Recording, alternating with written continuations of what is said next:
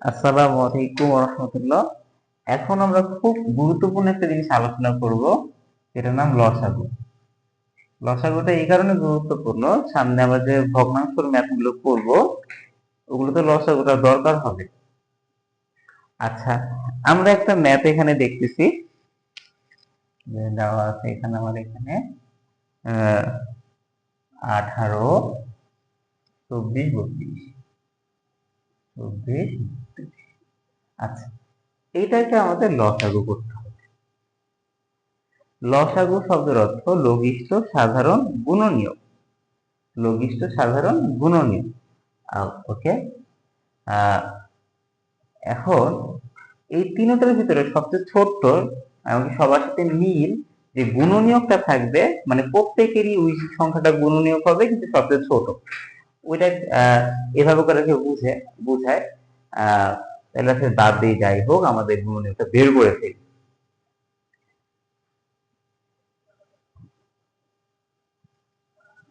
এখানে আমরা যদি সব একটা কাজ করব, যখন একটা সংখ্যা আমাদের কাছে আসবে, আসার পর আমাদের এই লসাগু করার সময় এমন একটা সংখ্যা আমি ফার্স্টে নিব যেটা দিয়ে সবাইকে ভাগ করা যায়, চেষ্টা করব। এমন একটা সংখ্যা নিব যেটাকে দিয়ে সবাইকে ভাগ করা যায়। এখন আমি 2 নিলাম। 2 নিলে এটাকে ভাগ করলে আমাদের কত আসবে? 9 আসবে। এটাকে ভাগ করলে আমাদের 12 আসবে। এটাকে ভাগ করলে আমাদের 16 আসবে। আচ্ছা, ভাগ করা হইলো। এখন পরবর্তীতে আমি কি করব?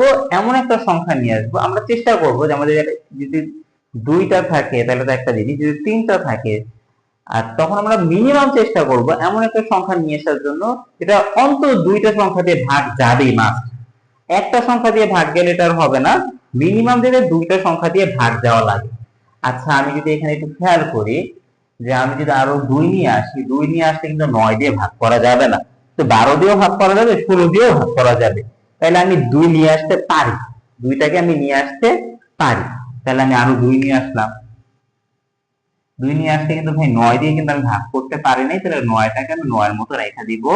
এটাকে যদি আমি 12 দিয়ে 2 কে ভাগ করি তাহলে আমার 6 আসবে।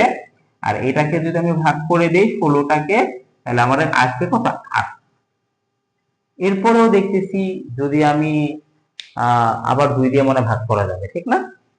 এই যে 9টা কিন্তু 2 দিয়ে ভাগ করা যাইতেছে না, কিন্তু আমি 6কেও 2 দিয়ে ভাগ করতে পারবো, 8কেও কিন্তু 2 দিয়ে ভাগ করতে পারবো।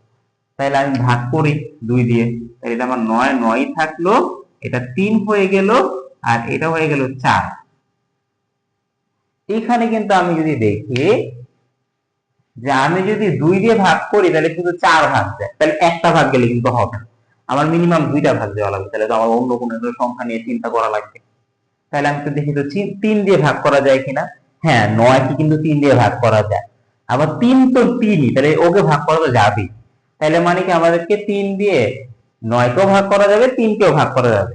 আচ্ছা, তাহলে 3 নিয়ে আসি, মানে 2টা সংখ্যা হয়ে গেছে। তাহলে আমার এখানে 3 দিয়ে যদি 9কে ভাগ করি তাহলে এখানে 3 আসবে, এখানে 1 আসবে, এখানে 4 আসবে।